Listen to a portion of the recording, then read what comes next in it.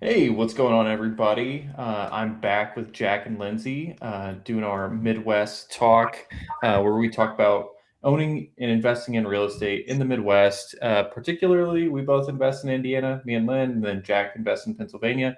Today, we have a special guest, Curtis, all the way from the Pacific Northwest. And we're going to be talking about an event that we were at. Was it this past weekend? Yeah, it was this past weekend. Um, the Oraat event where actually the three of you got awards for being recognized members in the community, which was pretty cool. Oh yeah, it was very cool, very unexpected. Very Yeah, expected, you said? No, yeah, very unexpected. I'm just standing there, just hanging out, and I'm like, oh wait, he called me. Honestly, I think I blacked out because Curtis, I don't even see you go up there and get a belt. I was just like, "Ugh." So much adrenaline from coming down the stage. So when the next day, whenever me and Cynthia were waiting for the flight and the loading or the boarding and stuff, I told her I was just like I can't remember what I even said on the stage. yeah. It's definitely a different experience being up in front of as many people as there were. I don't know how many people attended the event. I guessed around 200 or so is what it felt like to me. But that's definitely interesting to stand up in front of that many people. Jen, who was she was doing the name tags, so she said it's about 300 people. Oh, there was 300. hmm Wow. I wonder how many people were upstairs. I guess Jen could tell us that as well, actually. I would say like upstairs, maybe like 50, because during lunch we were able to see a few, Hmm. 8 tables of like maybe 7, 8 people a table. Yeah, I will say when we got there, what was it, like 7:30 or something like that? All the people that got there early, I was like, oh my gosh, I know literally every single person in this room. And then, right around time for the event to start, you got everybody else flooding in. But you see who's active all the time because we're there like early and then we're there late, burn the whole thing down.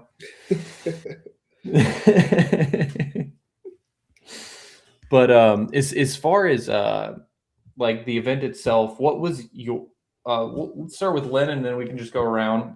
What was your favorite part of the event? The favorite event for me was that networking part Mhm. of like getting to. I mean, Dylan, I met you for the first time there, and Jack is. I saw you again, and I got to see Cynthia, which like we always talk about you and Cynthia and your plans for each other, but I never got to meet, her, and that was really special that she came to like support you. Curtis, obviously, you came as well, but everybody just like when they say it feels like a family reunion, it does feel like a family reunion. Like I talk to you guys on a weekly basis more than I talk to my family. And then sometimes. So it was really nice to see each other and like just to be able to hang out and go to lunch and dinner and just walk around and you see some people getting foolish and like, yeah, like I know you now. Oh my. Yeah, I think that was a really, really good part. I think another thing that was a shocker is like when you're not used to seeing a lot of people in person or you haven't met people before, everybody looks like they're about the same height on camera. But then you go talk to people in in person. Like Frank's one that shocked me. I thought Frank was going to be like 5'8" or something like that, and he's like 6'5". So Frank actually surprised me, and I think I'm the only one to ever say this because I kept hearing about how tall Frank is and stuff. So I was imagining him being like 3 or 4 inches taller than Curtis, and he's not. So like from hearing everyone talk about how tall Frank is, like granted he's taller than me because I'm only about 5'9", 5'10", but I was expecting him to like tower like almost a foot above me. And Yeah, yeah. I thought he was tall. I don't know, Yeah. but Curtis and Frank are pretty tall. that's true. Uh, Jack, what was your favorite part of the event? I think my favorite part of the event was getting to see you guys again and like the whole Wednesday through Friday is again my favorite, even though I was busy on Thursday for most of it because I had meetings I had to attend to. But it was great seeing you guys. I really enjoyed being in the convention more this year, I think, than last. For some reason, I don't know why. Just I really enjoyed it, and I liked how he laid the whole thing out better, getting the general ticket people out of the building and freeing up that space upstairs. It it led into a few good talks with different people and having a quiet area to do that in. Yeah, no, that makes sense. I did think it was better as far as the whole layout of how they had everything set up. I know they tried to do the deadening curtains this year to like cut down on sound, but I think we almost just need to try to find a place next year where people that don't necessarily want to listen to the speeches can just like hang out and talk to each other because it seems like there's a large group of people that don't really come there for the presentations. Um, I mean, I'm guilty of that. I watched Cody's and I watched who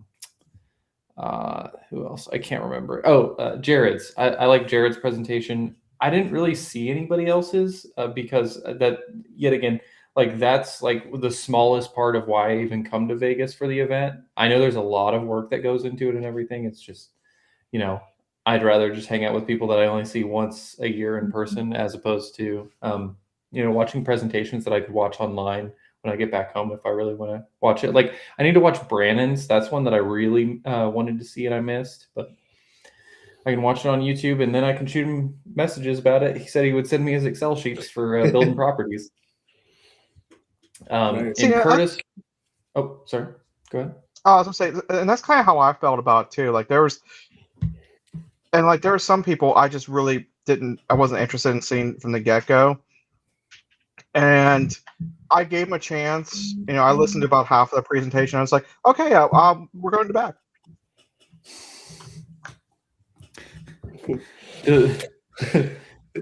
Does one of them rhyme with race? It could.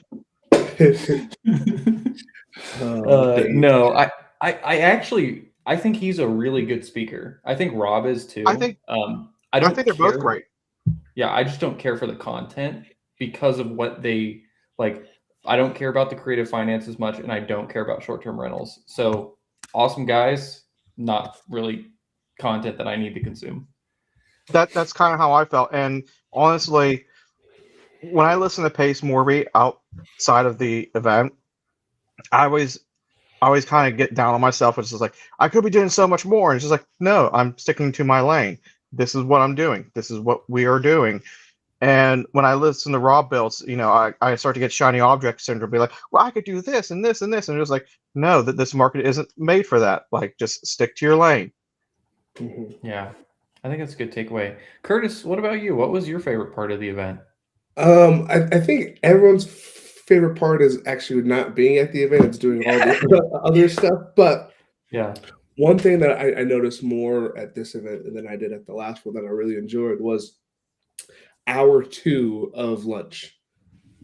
So like hour 1, you're kind of eating, you're kind of just talking to the people. But in that second hour, it seemed like walls started to come down a little bit, and people were being more honest about what issues they were having or what their real goals were. Not so much just that surface like level stuff. Like, oh, I invest in this. This is how many doors I have. This is my job. But it actually got to like the real depth of what they're trying to do, why, what problems that they have, and I really enjoyed that part. yeah. No, that's a good takeaway.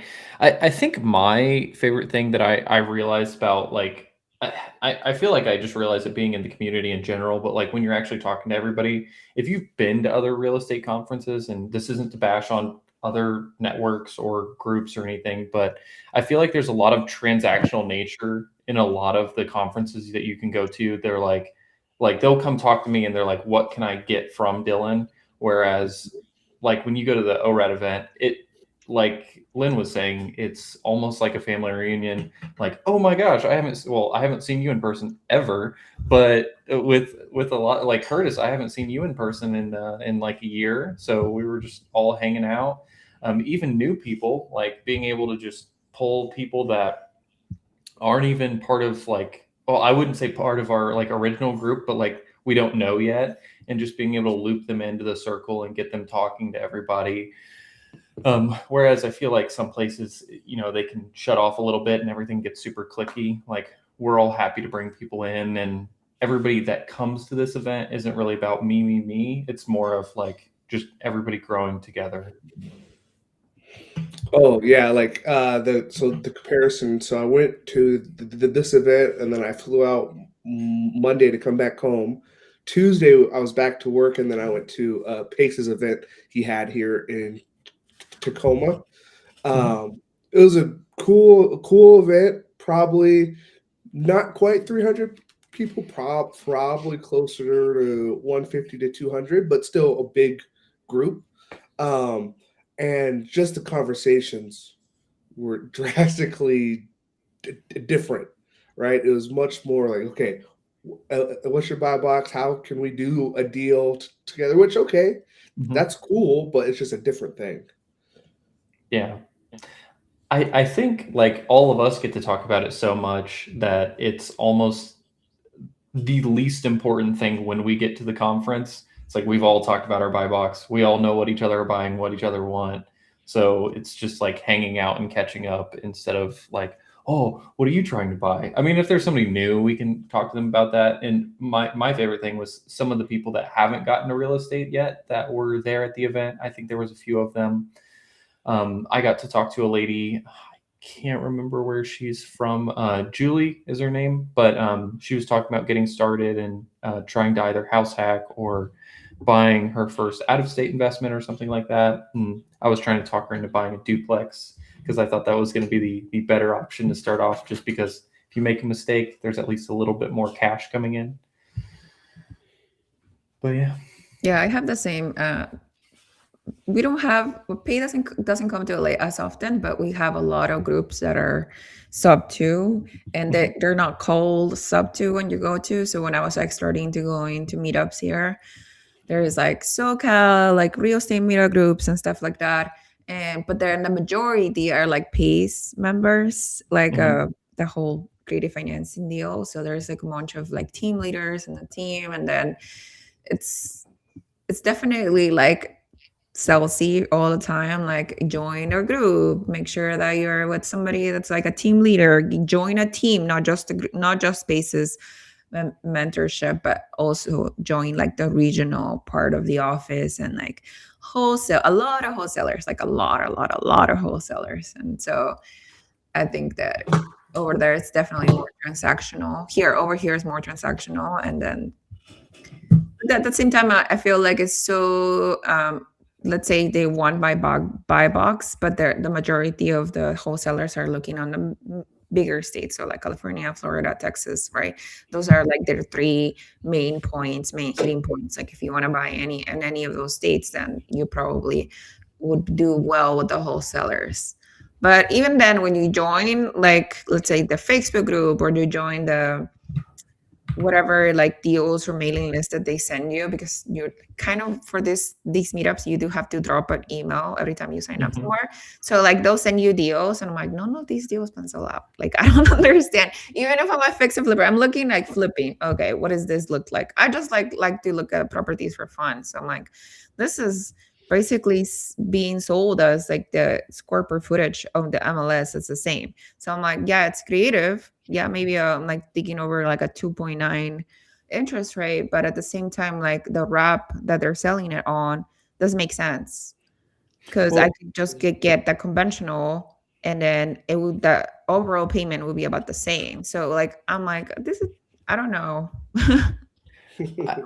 I think some people will also, well, not even some people, like I see people overpay for properties for the simple fact that they are doing a creative financing deal because the rate's like 3%. But then you're kind of stuck in that situation, because if you want to unload it, you have to do it in a creative way to be able to get the same value. Otherwise, people are just going to value it off of today's rates, and then you're SOL. Like nobody's going to buy it as an investment that way. So I don't know. I feel like it's something that I just stay away from. I like seller finance. I don't really like land contracts. We can get into that in a different episode, but I feel like the creative financing space is just more for people that don't have money yet that want to do deals anyways. But that's how you get into like maximum leverage, and that can be a big problem in itself. But it is what it is. I guess if it gets somebody started and they don't blow up. And I run into a lot of people that are like, I just want to do a creative finance deal. Just one. It doesn't matter if I make money or not. I'm like, what? I'm like, it should matter that you're gonna either cash flow or get if you're a wholesaler, get like a assignment fee, right? It should matter. Yeah, I completely agree. But I know Dion doesn't subscribe to that either. Like he's like cash flow is reason number 19 on his like criteria of making money, like buying a deal. I'm like, I don't know. Mine is number 1 for sure. Yeah. Well, it's easier when you're in a position where I mean, your portfolio is in that position right now where you could probably pick up some deals that aren't performing as much, but you know they're going to be like major equity gainers and you can add to them in the future. But like he's probably just looking at it through the lens of making 20 grand a month in cash flow. And then like, yeah, I can pick up something that sucks year 1 or year 2 because year 3, it's going to be fantastic. Mm-hmm. So it's going back to the event. I know that Zuber does these awards for recognition of community members. And I tried. I think I had asked one of you at the event, and you're like, I'm not sure. But well, now I'm going to kind of put you on the spot on this one, and we'll just go around the world again. Lynn, were you pretty shocked when you got called up? And like part of getting called up, why do you think you were recognized this year? I was pretty shocked because I feel like everybody is a giver in this community, and everybody gives a lot of their time, like everybody here and other people too, that are constantly trying to make the community a nicer, more welcoming place. So I didn't think I was like forefront on that giving space, because I think that is what it is, a go-giver award. I don't think I'm at the bottom of the poll, but I also didn't think I was a front runner whatsoever. So yeah, I was pretty shocked. And also, like, I don't know, for some reason I think like Super doesn't know me my name either, like because there's a lot of people in the community too, right? And then they have the Three Amigos, and he has so many networking people that he brings every week. And then I was like, that was super cool. So yeah, no, that was good. I think when at least when I was looking at like the people that were recognized, like the biggest thing I thought of was these are generally the people that are super active in the community and participating a lot. So like you run 2 different communities. We also host this podcast every week. And I see you guys all, and I don't know if you're in the chat all the time, Lynn, but I definitely see Jack in the chat all the time. And I don't know if Curtis, are you posting in school a lot? Yeah, I'm more of a commenter than necessarily the original poster. Yeah, no, that's kind of what I was thinking. I was like, just people that are actively involved, helping how they can. That's kind of what I was looking at, and I was like, yeah, no, a lot of these people on this list make sense. But moving on to you, Jack, what did you think? He's like, I knew.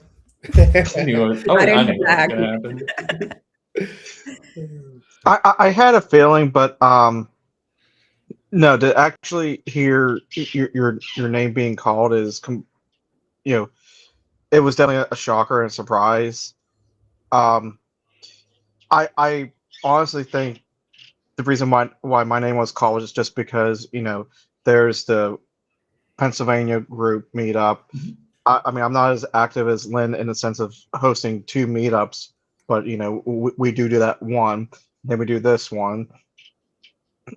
And I think the other big thing is just I'm constantly posting good content creator things in the whatever you want to call it, because I know Zuber a couple times has reached out and been like, "Oh, thanks for posting." He's like, Your thoughts are so insightful." He's actually asked me once or twice if I use AI, and I was like, "No, I just every couple of days I think of a really good topic and I write it down usually while I'm at work, and when I go out on break, I just shoot it out onto the school community." And some of the stuff I post on there, it's like I know what the answer is, at least for me, but I like to just get the post and get the engagement and get people to think about stuff and maybe a different mindset. Yeah, no, that makes sense. I see you posting all the time. I'm not always in school, but I see the notifications on my phone. I'll read part of it if I have time. I gotta You're say, not always in school, but when you are, you're there. I gotta say those blog posts do really get me, because sometimes somebody will like comment of a question that was like from a blog from a year ago, and then it brings it back to like the top of the feed, right? And then Mhm. so like there's like somebody, what is your goals in the next 6 to 12 months or something? And then they give options like quit your W2, buy your next deal, or save, pay off debt, or whatever. And then one of the comments, brought me back to like my comment, which said, quit my W2, what, are you crazy? No, never. And now like one of my goals is like to quit my W2. So I'm like, what the heck, what a kind of different mental space I was in like even a year ago from now, right? Yeah, That's awesome. no, they're good. How about you, Curtis? Oh man, dude, I was kind of shocked, and then I was like, "Oh shit! Now I got to do more stuff." Like I can't, get the award and then like do less. So like, okay, I should have to do more. Um, That's it, you peaked, and then that's it. yeah, I peaked, And so I was like, okay, what can I do now that I, to like help out more? But yeah, no, I was definitely shocked. Not so much about y'all, because you guys do the meetups on the computer. Jack, you even did an event, and so, but I think one thing I'm more behind the scenes, either the commenting or I'll bring people onto school, like because I send out links and whatever, and so, and maybe that was it. Yeah, he's like, this guy's our top referrer. We got to bring him up here. No, that's good. I see you doing all this stuff in your local area too. Like you host the events. I think you spoke at a school a couple times. Well, I mean, you are a teacher, so Yeah, yeah. But yeah, and then at those events, I talk about the Oraat and all that stuff. So yeah, no, it was cool. And the part I was not expecting was all the looks I would get during my airport trip. Like, oh yeah. at the airport, I just was getting all of these looks, and like a couple of people did ask, or like, "Hey, are you a wrestler or something?" You should have been like, yeah, I'm a world champion, don't you know me? You've never seen me before? I know. Yeah. Maybe next year. That's what I'll say. So the next one that I wanted to go through with you guys was just figuring out what your strategy is going to be for this year, because I know a lot of us, just as we've been in this game a little bit longer, things start to change as far as what we're wanting to do. Like for example, I didn't think I would do any refinances because I wanted to keep the cash flow, and now I'm wanting to rip the money out to go buy more stuff. So things change. So with you, Lynn, what's your goals in real estate this year? I'm actually doing a refinance right now too. Like I started January, and this is like not a burr, but not really a burr. It's just a property that I put a cosmetic rehab into. So not like to the stats or anything like that. But then I realized there's still I thought there was a lot of equity. And then I got my first appraisal with the lender, and I was like, oh, actually this came out lower. This is the first time, hopefully the last time, that my appraisal came lower than I thought it would be. So now I'm going from another lender and then getting a different appraisal. I haven't done that yet, but I'm in the process of doing that. That's like stripping equity from one of the properties that I have. And technically I'm not supposed to be buying, right? Technically, Technically, yeah. that didn't last you- long. Are you buying something else? Yeah, I am an escrow right now.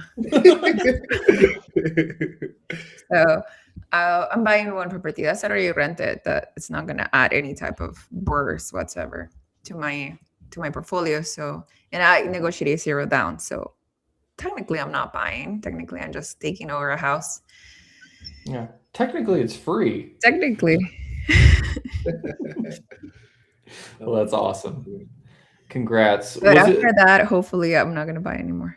Wasn't it a package of 3 houses that he was It was a selling you? package of 2, Okay. and seller finance both of them. And one of them, I did the inspection, and I knew there was going to be a turnover for that one, so I was going to spend like possibly $3,000 to $4,000 doing the turnover.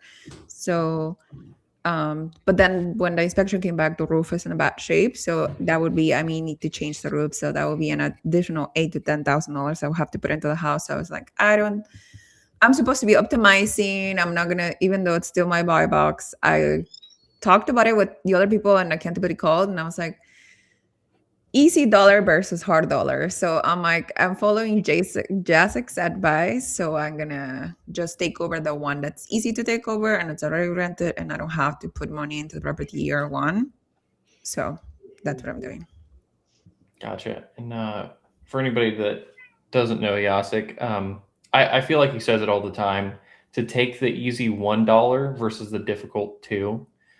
That's how he runs his businesses. He runs a glass company, and he was talking about why people will ask him like, why don't you do this? Why don't you do that? Why don't you do this? And he's like, well, I could, and it does pay, but it's a pain in the butt. And I can just do this thing, and I can do this thing a lot, and I can make the $1 multiple times instead of doing the really difficult thing that people are going to complain about. And there's, all kinds of headaches with. So I think that's great advice to go by. What about you, Jack? What are you working on this year? I want to help Cynthia get her first 2 rentals. She wants to get 2 rentals. She's using me as a guinea pig this whole time to see if I would sink or swim. And she wants to get 2, especially after the Oraat event. And I want to get 1 this year and finish stabilizing the 4-plex. Nice. Oh, and get my GC license. Just another thing to that list. 2 rentals, stabilize a portfolio, get my GC license. Nice. Yeah, well, nothing huge. We'll talk about it on a future episode.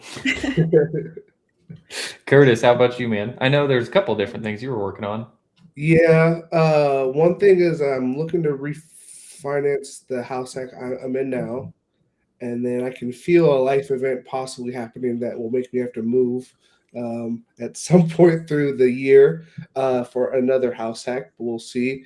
One thing that I've noticed is since my last purchase, the prices have gone up a little bit. So the down payment I thought I would need, I might need a little bit more than I thought because I got like 20,000 now, which that used to be enough for 5% down, but I might need a little bit more now that the market has moved.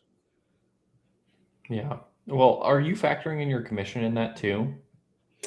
Well, from what I've heard, and I even asked the lenders this at the event, is that you can't use your commission for the down payment. And so I was like, okay, but what can I use it for? And they said like the closing cost. Mm-hmm. But I think even still, I might need a couple more months to save up if I do the house hack route. Yeah. So the only thing that like when I say like, are you factoring in the commission? Like I always keep a 10K emergency fund separate from everything else.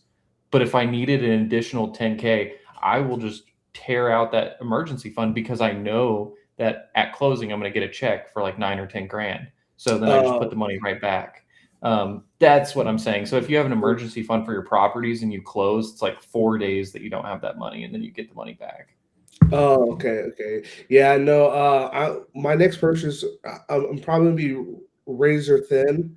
That's kind of how I run my ship over here. Is as soon as I hit the requirement for the reserve, because they want 6 months reserves and Yep. all of that stuff. where because our mortgage payments are a little bit more than they are in Indiana, and so to get 6 months of that, it's like, okay, well, that's not a small chunk. Yeah. And so I'll get those reserves, I'll have the cash, and then I typically get like, hey, what is the line, and I'll go up to the line. No, that makes sense. Yeah, I just want to see if we can answer some questions. Did anybody talk about how to use AI for the real estate work at the conference? Nobody has, but I feel like that's something that we can definitely talk about, and maybe if Harrison wants to do a video on that, I'd be happy to talk about that, because I do some stuff like if I want to create a renovation calculator, I'll just use like one of the AI platforms to like throw up a web page that has like a specific renovation calculator, or like building your own tools.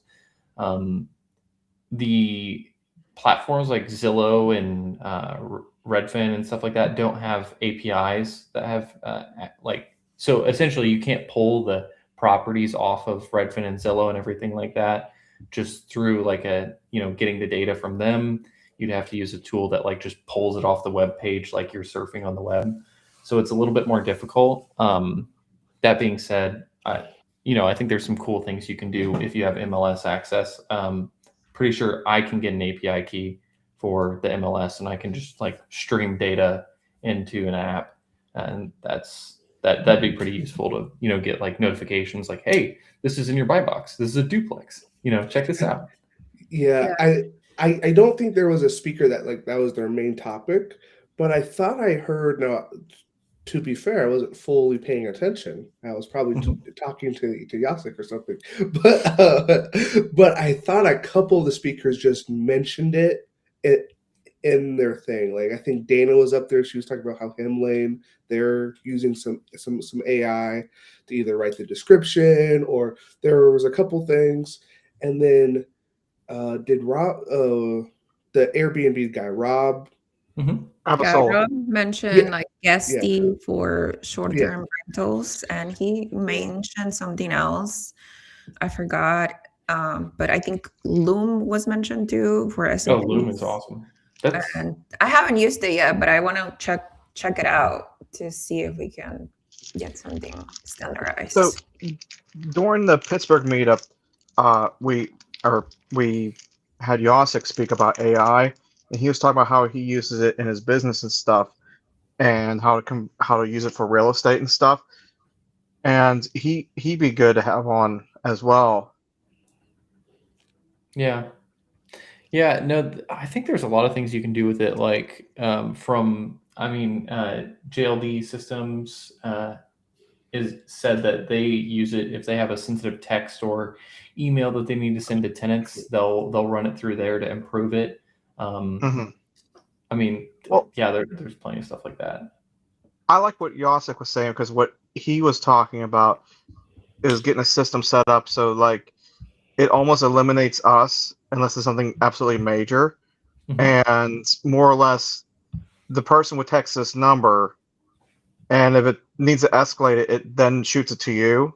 But otherwise, if it's like, oh, it's this plumbing issue, and it creates a three-way message system where you're included, but you can just sit in the background where it's like, okay, here's the list of plumbers. Let's see who, like, it does all that for you, and then reaches out to the tenant and does a three-way conversation between you, the plumber, and yourself. Yourself, the plumber, and the tenant. I think that's a really good use for it. There's plenty of things. Like, you can build so many things with AI. Not to overhype it too much, but yeah, there's a lot of stuff we could dig into that's pretty cool. Okay, so I thought this would be a fun one, just because it's all the real estate event while we're in Vegas. But if you could recommend a place for people to go to while they're in Vegas, as somebody that's been there multiple times, what is something, well, when they go there with us next year, what are we going to recommend? And I'll start with you, Lynn. Oh, Jack, you're not going yet. It's Lynn's turn. No, I'm just kidding. I think Fogo de Chao was a really good place for people to gather, because they give us like basically a whole room and a whole like big table for us to all sit together and talk to each other. But it's really hard because obviously large groups, right? 27, 30 people at a time, like following each other and not having a schedule where to go, where to stop. So that's also very challenging. But I think Fogocha was a good place. Beer, I never made it to Beer Park, so I'm not sure that the containment store, which is or the containment park, that's a good place to gather. The only problem is like January next year is gonna be like cold. Mm. So outside venues, I don't know. Yeah, that was a really good place. What about you, Jack? What do you think? I think we should go to the demo tank ranch. Did you go there last year? Well, this past year? No, but I found I just was we were on a me and Cynthia on Monday decided to check out this new spa that the Hilton opened, and they shuttled us over on a bus, and I found on the way over there where you rent a tank, like a little, like literally a World War II tank, and you run over cars with it. Wow, That does sound that fun. sounds kind of fun. Yeah. But if you want something closer on Fremont Street, there's axe throwing smash rooms that me and Cynthia found behind the Denny's on Fremont Street, and there's also go-kart slip tracks. I don't know if I like that. I would check it out. I would say I'll do everything once, at least once. So Yeah. Well, if you're only going to do it once, then you better save it for us. Oh How about gosh. you, Curtis? Well, we have a spammer here in the chat. This financial firefighter guy. who's that person? Oh my gosh. And he said, I use AI. Oh, we know you use AI. Yeah. Oh, He my likes goodness. using Sora now to make Yeah, all I of know. his videos. Yasek uses Gronk, Oh, Grok or whatever. Yeah, they're interesting guys. But as far as places to go, next year we're gonna plan in advance and we're gonna go to that sushi place. mm. It's We do need all to you go can there. eat. We got bamboozled because we didn't plan ahead and we went to the all you can eat that didn't have the sushi. I think that was a big drop off. It's like this Korean barbecue place. It's fantastic, but I think the better option is when they have both. Yeah, that was Hwaro, Hwaro. If anybody that's watching lives in Vegas or around Vegas, so the Hwaro one was they had the sushi and everything. And then we went to Hwaro two because we were like, oh, there's not as much of weight, but it was only Korean barbecue. I mean, it was good, but Oh yeah, it's I, fine. I feel like all of us wanted some sushi too. Yeah, but I was about to say it then, but or if there's another place, I'd be interested to go, but that place was just so good. Yeah, the one that I recommended that I like to go to whenever I'm in Vegas is Sakana Sushi. That I don't know if they're owned by the same people. It seems like it because some of the rolls seem similar, but it's an all-you-can-eat sushi place. It's like 10 minutes from the strip, and yeah, it's really good. I recommend to anybody that's there. But that wasn't supposed to be my recommendation, just so you know. That was just a bonus one. I recommend people check out, and I don't think a lot of people see these because they don't like read online about the speakeasies, but all of the main casinos, I don't know about all of them, but a lot of them have these like hidden bars that you can go to. Like the Cosmo has, what is it called? Like the Snow Lodge or something like that. Yeah, they had the ghost monkey, which is really hard to find. I had to watch so many TikTok videos of like, where's the effing secret door? But anyways, and then also the ski lodge is a really good one. That one is worth it, I would say. Yeah, and I know the Aria has one behind the coffee shop on the second floor. And then I want to say there was one in a chicken shop at one of the, it was like behind a chicken shop at one of the places. But I tried going to that one and it was absolutely packed. So couldn't make it into there. But those are really cool. I thought the ski lodge was one of the cooler ones that I've seen. Hmm. Yeah, and I'm hoping during January there's still people, but it's not as crazy. Like like the wait times because Yeah. it's not going to be the big Valentine's Day weekend. So we moved it to January next year. Yeah, Okay, good, good, yeah, good, good, good. No more Valentine's Day weekend. no, Yeah. it's now going to be MLK weekend. Oh, okay. 3-day weekend. Yeah, I think it's better because everybody's like kind of getting off their New Year's and then they have resolutions and plans to do. And then so like it kind of kicks on the year. Yeah, yeah, and yeah, I think a lot of us get that day off at least. I know Curtis, you and I both work for the government, so pretty sure we both get that day off. I don't know about y'all. I definitely get the day off. Like I'm taking it off. If I don't get it off. Yeah. Oh, I didn't see this one. But do you guys have any advice for people that are wanting to save money for the trip like if they want to come join us next year? I have some things, but I'll go last because I'm the interviewer in this case. Lynn, I don't want to mention Costco, but but I know Curtis well. Uh, so the Grand is a Chase partner hotel. So if you have a Chase credit card, the points are very easy transferable. Like every single time I've been in Vegas, the Grand is like one of the Chase partners. So it's really cost effective to transfer points and then get the rooms for a really really cheap rate. I think I paid like 400,000 points, which is like equivalent of like $380, I think, for all 5 nights. So that was pretty good.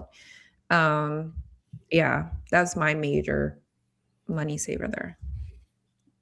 no, that's awesome. That's a good recommendation. And for anybody that's going next year, we all try to stay at the downtown Grand. There were some people that were on the Strip and some people at the Excalibur this year, and some of the other I'm thinking hotels. about doing the Excalibur. Never mind. I found them on Groupon after I moved to the Grand, and they're like $75 a night. Yeah, there's a reason it's $75, and I've stayed there. It smells like cigarettes, Yeah. Uh, and it's There, far yeah, away. yeah, that is the thing, is because my timeshare that I used of a friend's was $30 total. Mhm. But Total? yeah, What? yeah. How many nights was that? It was it 5 or 6 nights? Yeah. But it was part of their timeshare, so you just had to pay the fee, and the Oh, $30 was just the fee. But it was nice when we were doing like the Denny's nights because I could just walk down. But anytime we did anything on Fremont, I had to Uber. Mhm. Or and there wasn't really any group Ubers, right? I couldn't share with somebody because I was the only one that was staying in my area. So I'm gonna have to go back and do the math to see, is it worth to stay far, or is it worth just to pay a little bit more to stay close on the hotel side of things? I also stay with somebody else, so Mhm. That's what I recommend because the first year I stayed by myself and it was like $600 or $700, and then this time I was supposed to room with somebody. They couldn't make it last minute, but they still split the room with me, so it ended up being half the cost on that. Jack, what's your recommendation? don't stay at the Airbnb. Yeah, Airbnb is expensive. Like I got an Airbnb and I lasted almost half a day. Mm. And yeah, there was bars on the building next door, and someone twice tried to sell me drugs. And yeah, and it kind of got to the point where I felt like a walking target, wheeling my luggage up to the downtown Grand. So I actually called an Uber to go literally 3 blocks. Mm. Wow. Yeah, Vegas is hit and miss like when you're outside of the strip. So you really have to know where you're staying. Yeah, I didn't expect 3 blocks to be that big of a impact. So yeah, not doing that again. No, nope, nope, nope, nope, nope. Well, I can tell you, a street difference can be pretty big impact in the area that you're in. What about you, Curtis? What's your recommendation? I like Yasik's comment is to save some money, you also have to pick the right dates. There, Dylan. Yeah. I think us being off of Valentine's Day is going to help save money too. Yeah. I also book ahead, guys. Like I book all my trips like 3, 4 months ahead. Don't wait until last minute to get tickets for flights, get tickets for hotels. Like Yeah. Yeah. For I know Lynn mentioned the Costco, but they have these like cards that you can get, right? So you spend 80, but you get like $100 worth. Mhm. That's helpful for like Ubers. I'm sure they have other things, but I got the Uber one, and that was super helpful. Um, you could like I didn't know about the Chase card, so I might actually get that and use a promotion or something to get the bonus points. Yeah, those are the big So ones. so here's something I was thinking about for next year, and tell me what you guys think, because I was adding up the Uber because Carlos, I kind of ran the same boat as you, where I had meetings Thursday and I was waiting for Cynthia on Friday, so I ended up spending a lot more on Ubers because I didn't have anyone to share them with, Mhm. and I was actually starting to crunch the numbers. Do you think in that scenario that it's worthwhile getting a rental car, or do you think you're going to end up spending just as much in parking and everything else? Because I was doing the math on the Uber and stuff. It's just like I might have for a rental car. Mm. I think the more optimal thing would be if you had a couple people to split the car with to like go Hmm. around. It has to be cheaper because I spent a lot of money on Ubers while I was there, and I wasn't the only one booking Ubers for people either. Yeah. Mhm. Yeah, though I know with the parking at the Grand, I think I heard Kenny say it was like $20 a night. Hmm. it's free. It's free at the Grand. Yeah, it's free. Oh, then I think they charge it at the Golden Nugget. oh, okay, then maybe that's what they were talking about. But I heard someone talking about the parking fee, and it Mm. was around Yeah. $20 a night, and I was like, oh, If you're staying at the strip, it is like $35 or something per night oh, to have your car overnight. Yeah, oh, but if okay. you stay in the Grand, is free. I think. Were you in the car with? Yeah, you were in the car with Kenny and I and Mhm. Jen when they were talking about that. I believe they said that's part of the resort fee. So Oh, like it's just charged anyways, whether you use it or not.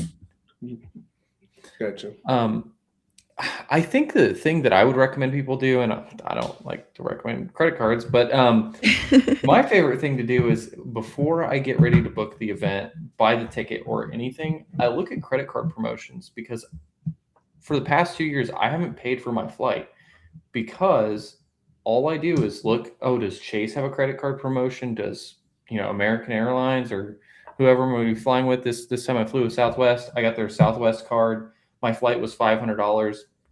I got a $200 statement credit when I opened the card, and then I spent $1,000 on the card and got $300 back. So I ended up netting out zero on the flight, and I got a free beer because I was a Southwest whatever. I don't know. They just gave it to me. The point in that is like try to find more creative ways to pay for things if you're going to be spending the money anyways. I'm not telling you go out and spend money to hit the spend limits, but if you're going to be paying for groceries or paying for flights or paying for your Oraat ticket, just put it all on that card and get it a little bit in advance of when you're actually going to be using it, because then you can throw on all those charges at once. You'll hit the spend bonus, and then you might get $300, $500. Some of them are $1,000. Like I know the Chase Sapphire one that I'm waiting for a construction project to do is like spend $6,000, get like 1250 or something like that, and Yeah, that's points. I So just that's opened my different. first business credit card, and that's the one that you get 100,000 points, so worth of like $1,000 in travel. So I'm waiting for that card to come and like swipe. Yeah, and you can get really creative with the points too. So Yeah. like the 100,000 points might be worth $1,000 if you redeem it as cash Yeah. back. But I'm pretty sure on the Sapphire card they're worth 1.25 cents per point in the Mhm. travel portal, and then like the one that's like $500 or $600 a year, that card, I think they're worth 1.5 cents per point. So that's worth $1,250 to $1,500 for those. Yeah. So I'm just not spending my points. Like technically I paid 300, but I have $300 worth of chase points sitting in my account that I'm just not using because I'm saving for a flight or something. I'm always like hitting that point threshold. I'm like, okay, enough points to go to my next trip. So like I deploy it and then I keep it up again. Like Yeah, just don't pay for your flights. yeah, Just keep collecting points. If you're always doing renovations, you'll never pay for flights. exactly. Do you guys have anything else for anybody? As far as things they should know for coming to the event next year. You know what? Actually, the last thing I would want to ask before we get into that is, what is something that you think that could be changed about the event next year compared to how our experience was this year or last year? Just as somebody that's been there, what do you think? And I'll start with you, Lynn. What is it? What is the question? What do you expect? What's something you would change about the event or do differently compared to like how they have done it the past couple of years? I think All the hats going back is getting serious. No, I think that because it's growing, like the community is growing, and now there's a lot more people in the event. It's very easy to get distracted by the people in the back, or you wanting to go talk to somebody. And then I know the Blind Center has like even a bowling alley. I think Mark mentioned. So Yeah, like if you go into where the general cafe, like where people were eating for general admission, instead of following the line to that other next room, if you hang a right, there's the bowling alley right there. mhm. Yeah, so having like breakout rooms would be cool to have like a topic or something like during the days, because I feel like that's the norm in a lot of conferences that I go to, like so people can gather that are basically the same. Because like I, I like Jira too, but I don't do co-living. I don't do rent by the room. So like during that presentation, I don't think I would be able to like get a lot out of that speaker per se, as opposed to, or like Rob Abisolo, he does short Airbnb, and I'm like, yeah, like it's cool to listen to them, but breakout rooms would be cool to like just hang out with people that are like more your strategy and more you could learn more from them, right? To stay in your lane, kind of. So like separate the speakers into breakout rooms essentially. So like, hey, we're gonna have a short-term rental speech in this room, or maybe they do their main speech and like there's a breakout room to like go ask more questions for the Q&A. Yeah, or that speaker, or like people that want to volunteer that do like kind of like a live accountability call or live meetup kind of thing about your type of investment. Yeah. Yeah, no, I think that's a good one. What about you, Jack? Kind of going along with what Lynn said, I was thinking it'd be nice if, like, for example, like if you don't necessarily have a whole lot in common with the speaker on the main stage, have like a little secondary stage, either back in that one room, you go up the half-flight of stairs and you have that empty room I was just talking about earlier, have like a secondary speaker there. And I'm not saying it has to be another big name. I'm talking like you could do like the contractors thing where you're gonna have like Jim, Yasik, old guy REI, or maybe even Emily, all take the stage, and like that presentation could be half as long as what the main one is. So if they're on for an hour, maybe make theirs half an hour. And that was one of the things I was thinking about, because, and like maybe during the big name guys that are out there, if you don't have anything in common, have like some Oraat people talking on that stage, the secondary stage. Yeah, because like most of us are, I mean, I don't want to speak shove words in people's mouth, but like I feel like most of the people in Oraat would be tickled to death to go and talk about something, even if it's just their buy box. Yeah. Yeah. Some people like speaking, some people do not like public speaking. But you wouldn't volunteer if you don't like it. Right. You could do I, it, Lynn. You got this. I'll speak for everybody. Let me do a few more deals this year. See, that's honestly like I was joking with Sin. I was like, I I would love to go up and actually speak on stage, and I kind of know what I would like to talk about in some way, but like I don't. I hope it's not that. I hope I don't get asked to speak this next year because would like to actually get a few more deals and at least be at financial independence. mm, yeah. Yeah. I think it's good to like have what you're wanting to talk about kind of zeroed in on, but I get the whole like wanting to do enough to like feel like you have something to talk about, but I feel like you can think of something to talk about if you were asked. I did see before we get to you, Curtis. I saw Ivan threw in the chat. I'm very excited at how there might be something for the younger people that are attending. So there was a lot of the kids. I think there were a bunch of teenagers that got to go to the event. I don't know if there were any younger kids than that were brought to the event, but they were able to go speak with Cody and some of the speakers and have one-on-ones to be able to talk about real estate from people that are doing it at pretty high level. And then also they were able to talk to all of us. A lot of us were trying to actively like get them to talk to people because like it's not the most exciting thing to like when your dad takes you to a real estate conference, but I think just seeing what it affords some people, I think is more exciting for some of them, or seeing that we're all able to just do like hanging out on a weekend in Vegas because we all feel like it. Yeah, I think it helps. Like Brandon was saying, sorry, one sec, Jack. Brandon was saying like kids don't listen to their parents, but they'll listen to other people. So if their parents want them to learn something, bring them around people that they're going to think are cool or like Yeah. they're somebody else. And they can say the exact same thing that their mom or dad are saying, and they'll take it to heart because it's their friend that told them, not their parents. And what were you saying, Jack? Oh, I would say I think the best question out of the whole event actually came from one of the teenagers. I don't know who it was or whose kid it was, but is either to Jared or Brandon. I forget who it was, but one of the teenagers got up in line and they asked, how much suck do you have to embrace? Because they're like, you guys talk about the 5 years of suck, but like, how much do you have to sacrifice? That was a really good question. Yeah, like when is too much that you're giving up to like live for tomorrow, like, right? Yeah. I think that's a really good question, actually. Yeah. I think it's a fantastic question. I think it's the best question out of the whole event. Yeah. How about you guys? Your responses now. You put you Jack on the spot. How much suck is too much suck? There's never enough suck. I'm a child. I can't answer this.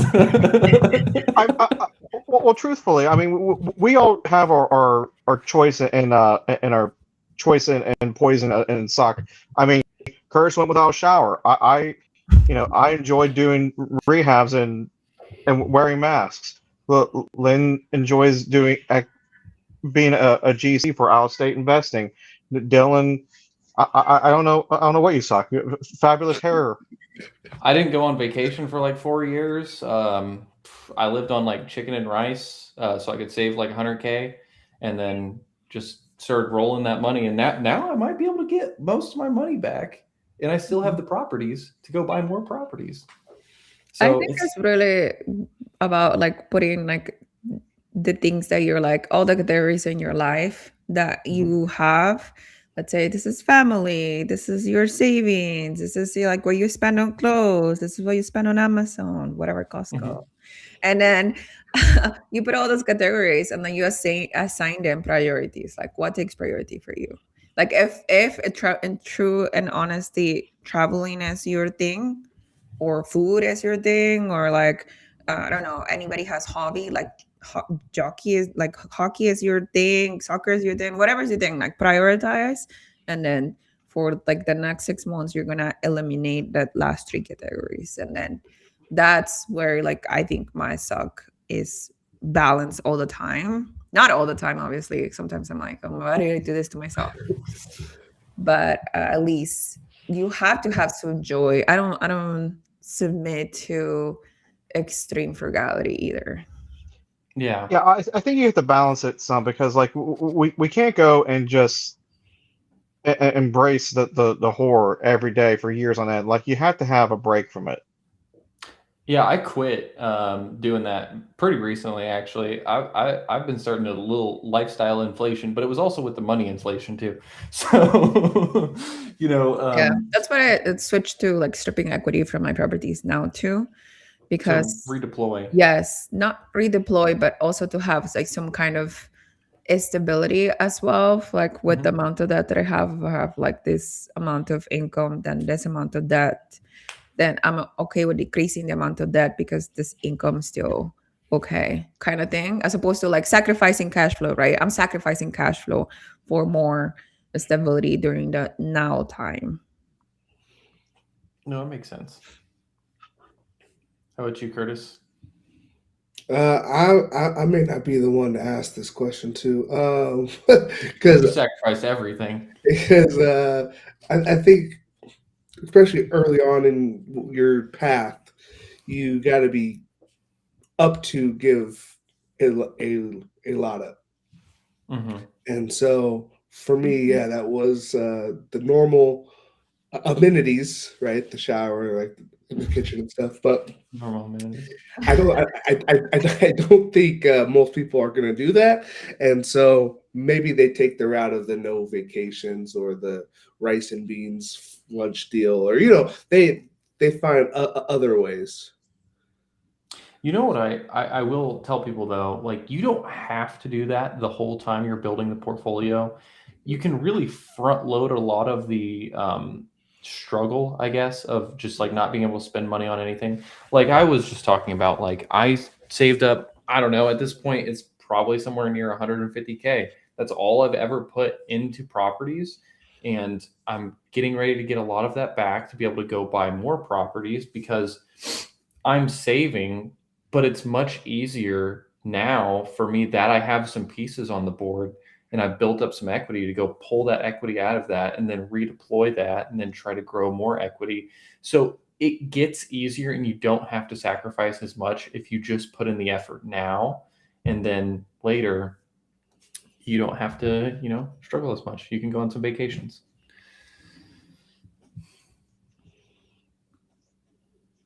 Yeah, But that's my take on it. Well, there was a question about Gary, I think, there earlier. was a question by Gary. Yeah, it says, "What are your thoughts of the Bears coming to Indiana?" My thoughts are The positive. Bears. Positive of if that happens, which Yeah. I'm sure take like years if that There's 30. happens. You're like 30K I would look properties. like a freaking genius if that happened. Like a freaking genius, and I can't wait. Not just, but yeah, It'd probably be the mid 2030s for my understanding of it. yeah. Still, the build out though is going to be it'd start very soon, so they can build the whole stadium and everything because those take a really long time to build. Yeah, but it's still not confirmed, so don't get your hopes Yeah. too high there, Lynn. I don't want to rain on your parade, but I want to set the real expectation is that it's not for sure yet. Not yet. I think they're voting on a bill about it, right? On the 27th of this month or something like that to start infrastructure. Okay, a budget for infrastructure or something like that. We'll see. And why am I not supposed to be buying? Because I don't have money. One. And then two, because I want to work on reserves. And then three, because if you don't know my story, I've been burning for the last 2 years and I'm really, really tired. And four is because I'm trying to quit my W-2 and start my own company. So I have a lot of reasons to not be buying right now. So Reserves, you have good credit. Just get a credit card, Lynn. Yeah, which is I just did that like for the first time. I'm doing using my LLC to get a business credit card, which is the first Yeah. time I'm doing it. But I just recently watched Super did an interview with somebody, I forgot who, asked him the question, but he said he only had 50,000 for his reserves waiting in cash, and he has like 200, almost 200 Oh units. wow. So I was surprised to hear that. He was not advising, but telling the person that he was interviewing that the person had $150,000 for his reserves. So he basically said that's too much. I would cut that in half. But I'm surprised that was the Uh, number.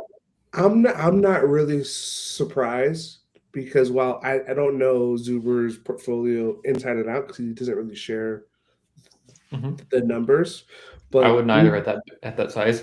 right? But Dion does, and so I'll use Dion for the example because I know he shares his numbers on online. If Dion nets 20,000 a month, right, and if Zuber's probably more than that, right, because he has this huge portfolio. 50,000 in reserves kind of makes sense because he's probably going to make that amount the very next month. So he doesn't Yeah. really need a whole lot of um, reserves. Yeah, it kind of goes back like the way I've at least always thought of reserves and building real estate portfolio in general is it's kind of like an insurance company. And by that I mean you have risks spread across all of these different properties. You only need so much money to take care of any specific issue at a given time. So the more properties you have, the less money you need, Mhm. and the more properties you have, the more spread out your risk is. Like I talked to these people when I was going and touring a duplex. They were there at the same time because they were talking about an open house. They were like, "Oh, it's going to be like $20,000. It's going to take so long to recoup that money from the cash flow." I'm like, "Oh, these people are novice." But at the same time, I was like, "Yeah, I mean, that's not really how I think about investing in real estate. As far as like if I have to spend money on something, I look at the portfolio on a global level. So if we have to spend 15K in one property, in one unit, how long does it take the total portfolio to get that money back? Because at some point, there's always going to be something happening, but it makes no difference to me whether I spend 15K in one unit or 5K across 3 units. It's the same money that got pulled out of my portfolio. So how long till globally we get that back? If that makes sense. It's just, I think, a different way of looking at it. Maybe because I don't know. I have like $30,000 for myself only, me and this house, because this house is expensive. Yeah. So I'm like, I don't know. In my head, it was $50,000, like 3 roofs out of 100 and 200 properties. I'm like, Mhm. that very doable that you could replace 3 roofs at the same time in my Yeah. head. In California, probably 2 roofs, not 3 roofs at $50,000 is. You know what I mean? So I Yeah. don't know. Yeah. I'm extremely conservative. It seems like to me continuously to be shocking. Hey, it's working for you, so keep going that way. Um, did y'all have anything else you wanted to cover from the event?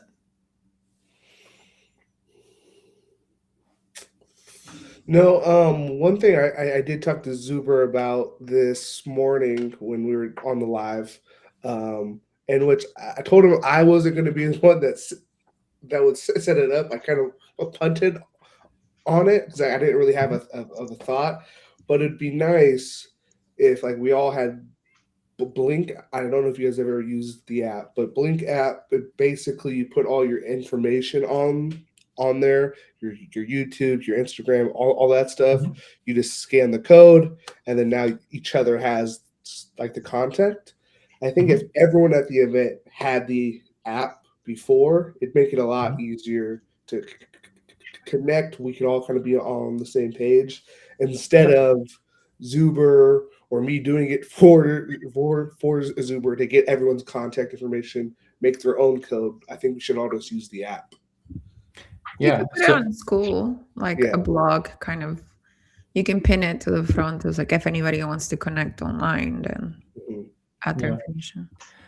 If anybody watching doesn't know what Blink is, it's like a digital business card that just has like all your handles, phone number, contact information, like basically just a contact that you can import into your phone. It's super useful. Mac has not Mac. iPhone has a similar feature where you can just tap phones and it'll transfer your information to the other person. But yeah, Blink's a really cool app. Jessica, surround yourself with wealthy people that pay for everything. That's his recommendation for people that are going to Vegas. Joking, maybe not. Jessica, I'm really trying, but I don't have the private jet friends. But if you know anybody, I could use my friends. I was telling Curtis he needs to find a sugar mama and he can hit financial independence in a week. Put a baby in it. Oh my. Oh, I mean, this is from Three Better 99. And I feel like people that reach out to me, I already do this, that they want to invest in Gary. So, and I refer a lot of people to my realtor and other people as well. So I'm kind of already doing that. 3 or 4. So,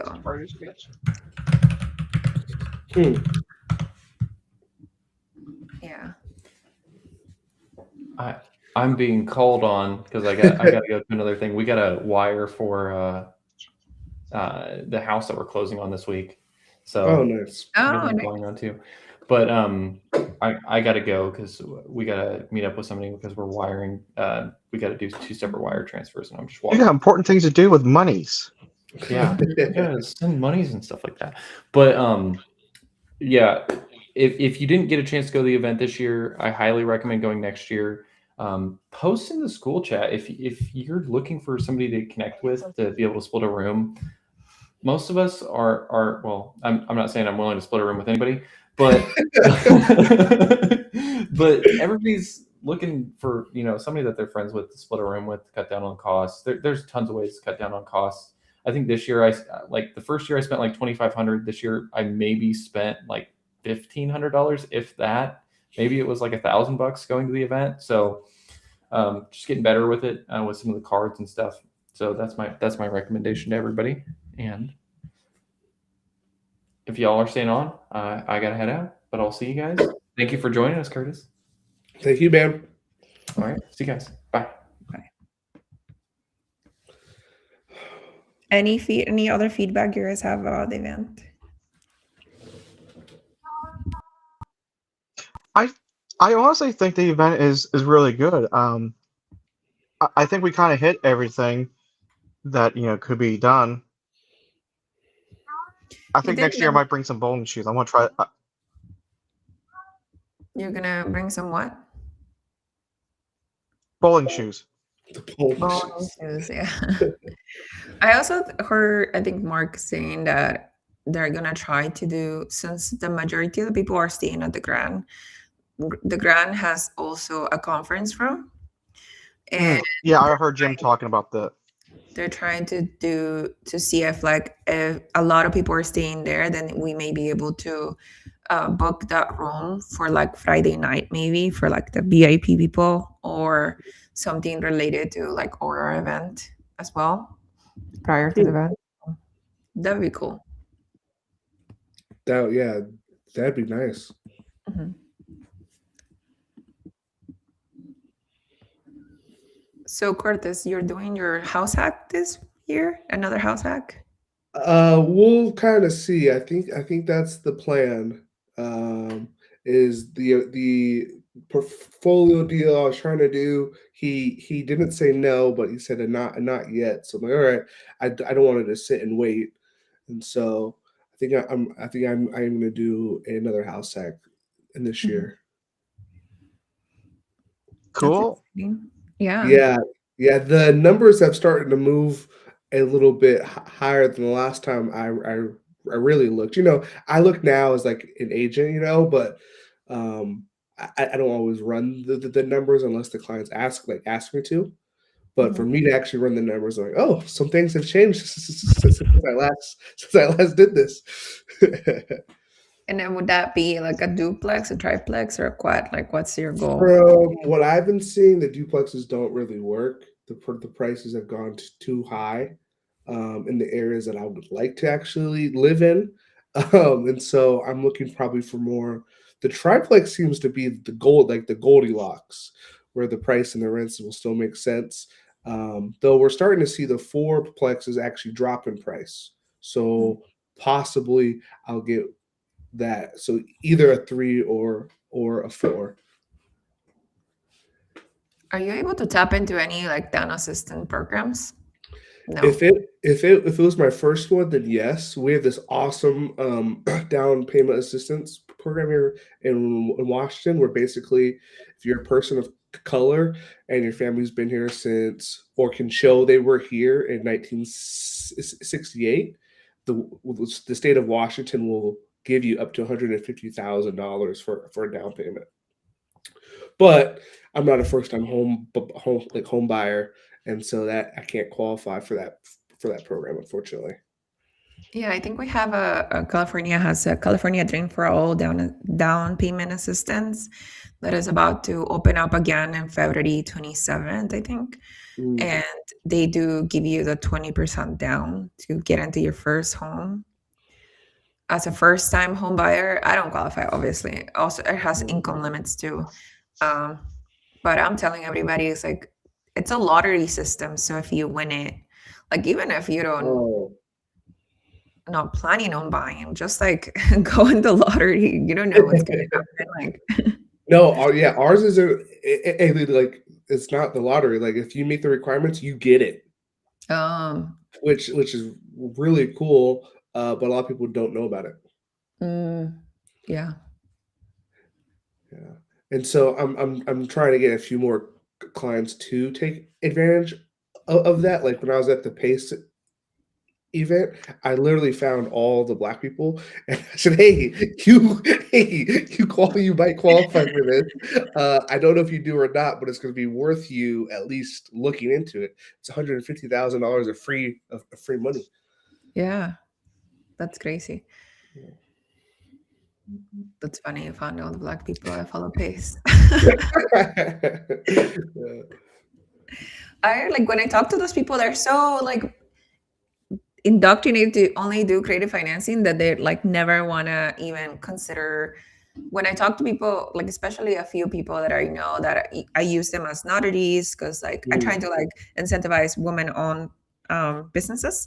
So like I always try to use like lenders that are women or notaries that are women to close like all the houses. So they're so convinced that they cannot qualify for traditional financing that I'm like, no, you haven't checked. Like, I'm not going to ask you straight up, what's your income? But you can always check and like see if you can get pre-approved. If you don't, then, they will let you know what your credit score is or how you might need to like move forward. But they're also convinced they're never going to qualify for traditional financing.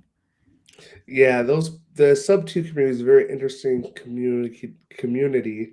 They're almost bifurcated, but not even at 50%. Like there's some people that are doing like so much, like they're impressive and they're doing the work and they do all these awesome things.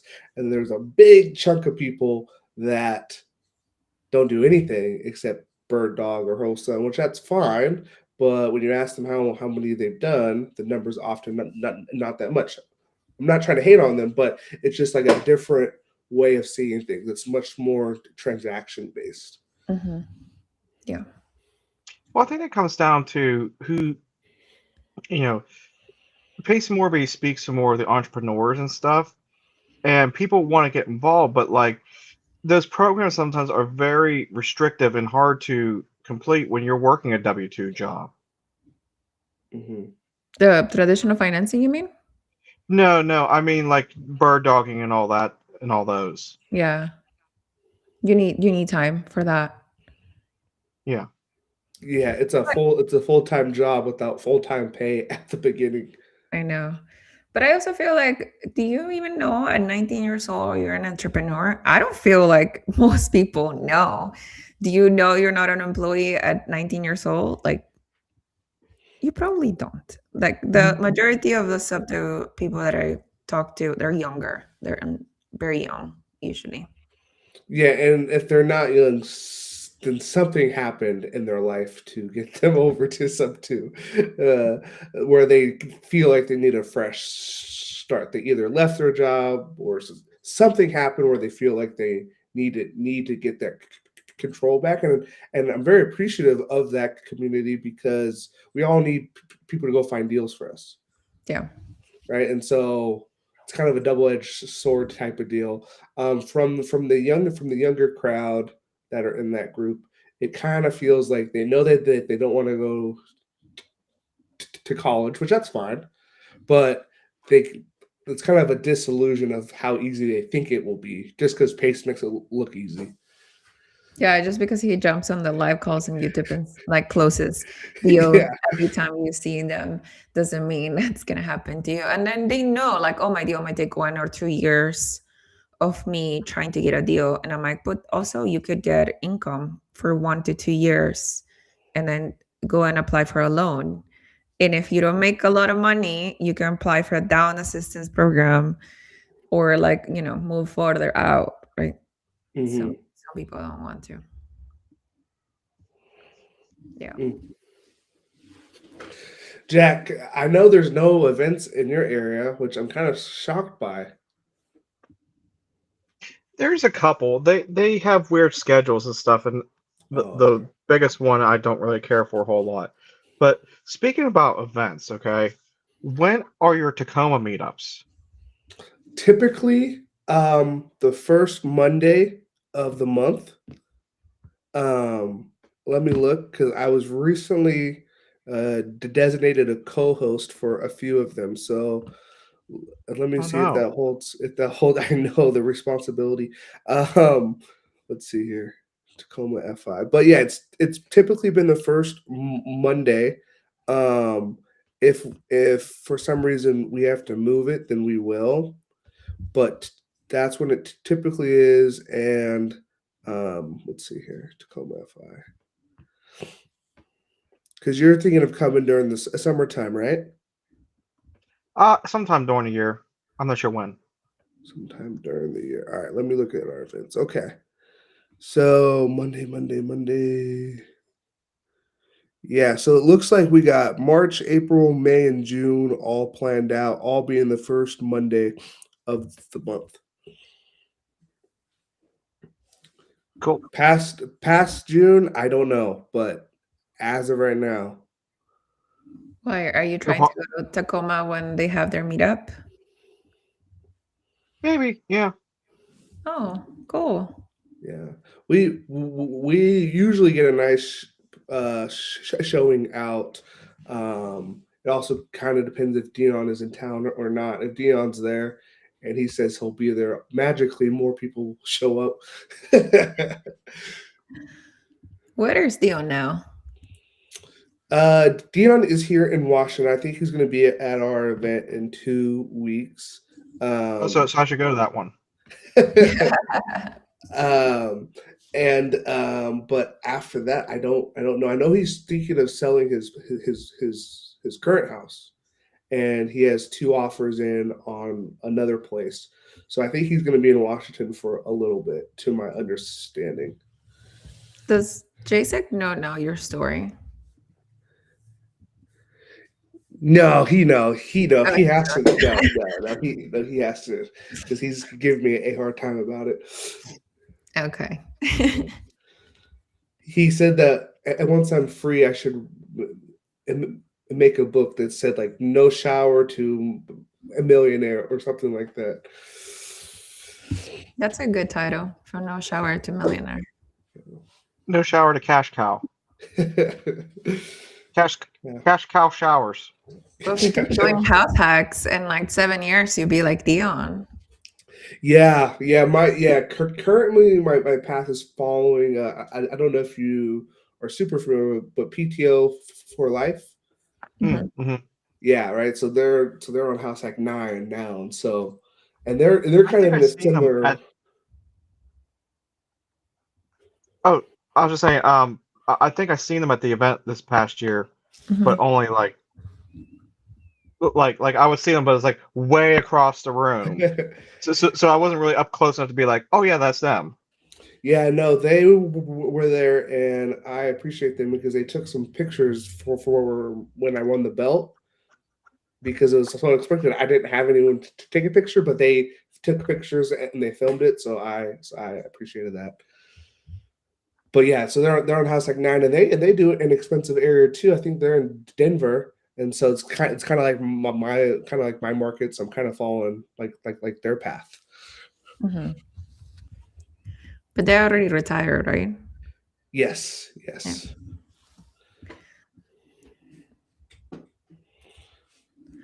Okay, guys, I think that's all she spoke or she wrote. Yeah. I think it's a good place to stop, and we'll come back next week. Not sure Perfect. what time yet. Thank you for having me on, though. Thank you, everybody.